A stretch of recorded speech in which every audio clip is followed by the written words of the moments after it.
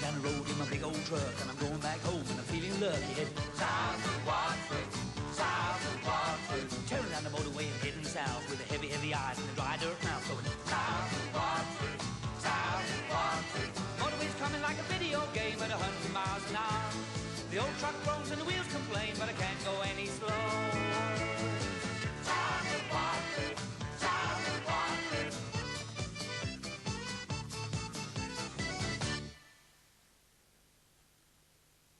Why do I want to provoke? I think I might have to get back to my parents on this point. My parents, unfortunately, belong to the Salvation Army in Australia.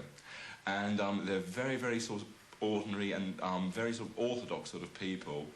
My mother's especially religious, and my father is, after meeting her. And my sister as well. All three, oddly enough, social workers. Isn't that a bit of a paradox in itself? So maybe that's got something to do with it. Maybe I've got a special problem.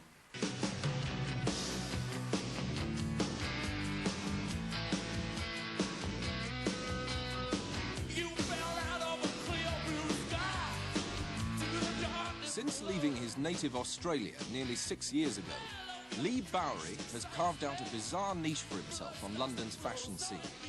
He's made a career out of his exhibitionism and created a lifestyle in which the street has become an extension of the catwalk. Leigh first got seriously noticed as a designer 3 years ago, since when he's constantly changed his style. In each look, the makeup plays as central a part as the clothes. There's only one Leigh Bowery, but he has plenty of friends who share his view of the world. London seems boringly straight compared to the twilight world which Leigh and his kind inhabit. They're creatures of the night, and that's when they come into their own. Today is an exception, because in broad daylight, Leigh and I are off to London Fashion Week.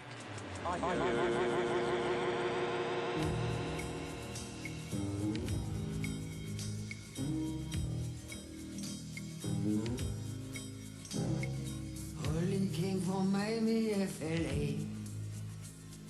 HGV across to USA. Plucked her eyebrows on the way, shaved her legs and he was a she says, hey babe, take a walk on the wild side. He said, hey honey, take a walk on the wild side.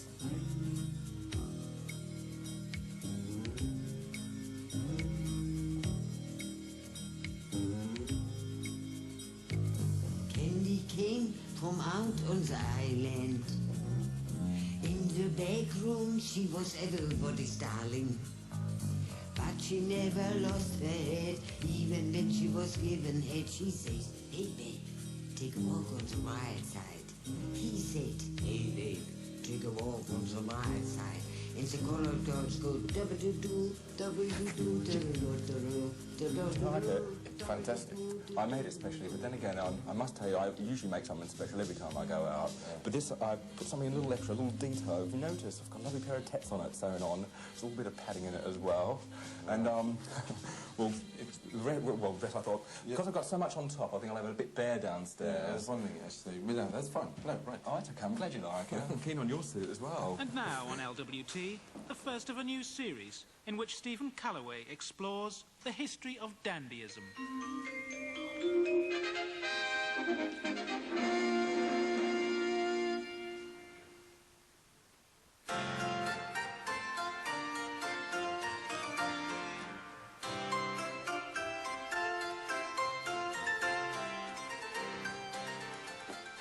Ladies and gentlemen, and particularly fellow fops, in the 19th century, Baudelaire defined dandyism as the last splendour of heroism in its decadence. But what exactly is dandyism? In some ways, it's a compound of arrogance and extravagance. It's about being ahead of the pack. Oh, at least the car's here. Most designers get their biggest thrill when they see their creations on other people, but not Leigh. He likes to be unique in his extremism, an exponent of the complete one-off. The thought that other outrageous little Bowerys might spring up terrifies Leigh. Oh, for a special occasion, I'll always have the limo. Always. Yeah. We're kind of tricky on the tube, I suppose. Well, it could be, and also, to be quite honest, I don't really want tube travellers to sort of cotton onto my ideas, because I'm sure, like, well, the thing is, it's a new look, really, isn't it?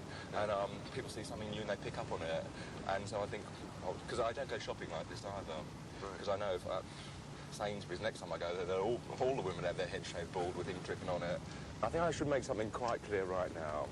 Fashion's a bit of a problem with me, because you have to really appeal to too many people, and I like appealing to maybe one or two, and then I like them to be interested in me but never dare copy me. So, so producing sort of clothes for, you know, a large range of people is a problem.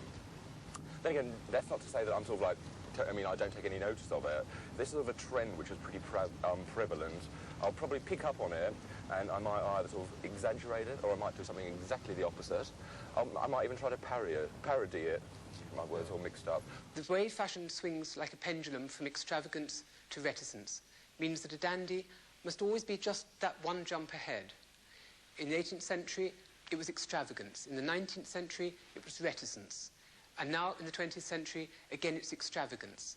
And always at both ends of the extreme, there's the danger of ridicule.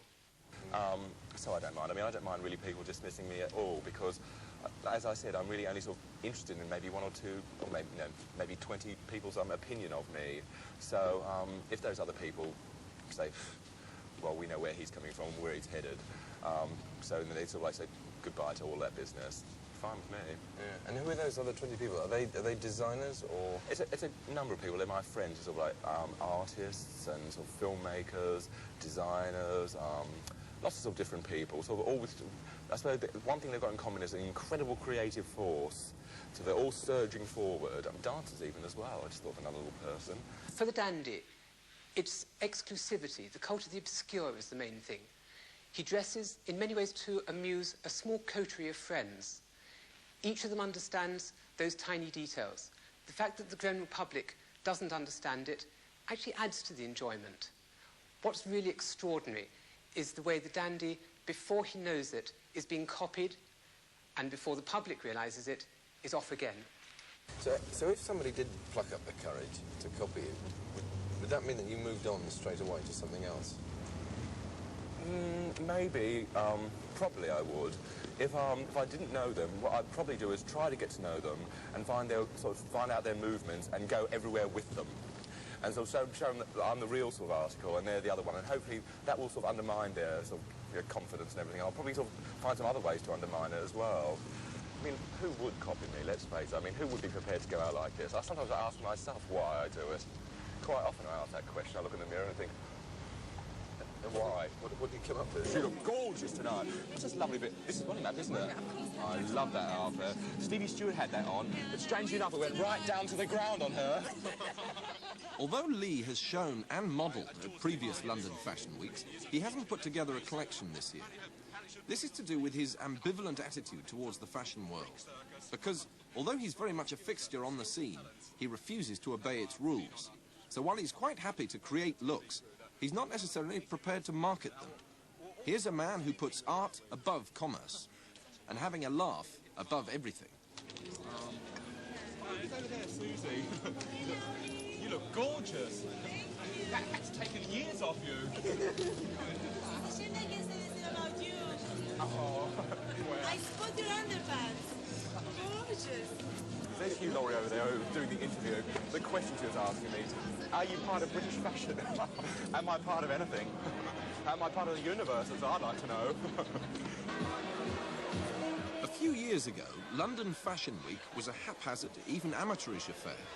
But these days, it's a multimedia event, with the attention of the world focused on British designers, some of whom have made their reputations by picking up on what's happening on the street.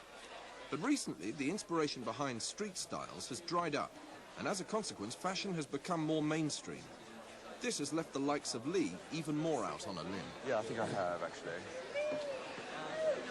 Oh, Victoria, hi, love. How are you keeping, darling? Sometimes I think I am a distraction, but sometimes people sort of think, that's a lovely novelty over there, isn't it? It's sort of like a weird person who really doesn't make the grade in terms of fashion production and sort of organisation, but it still turns up at the shows. It's gorgeous, really. It's sort of a bit of a non-entity, but I'm going to snap him it anyway. Snap him up with my camera.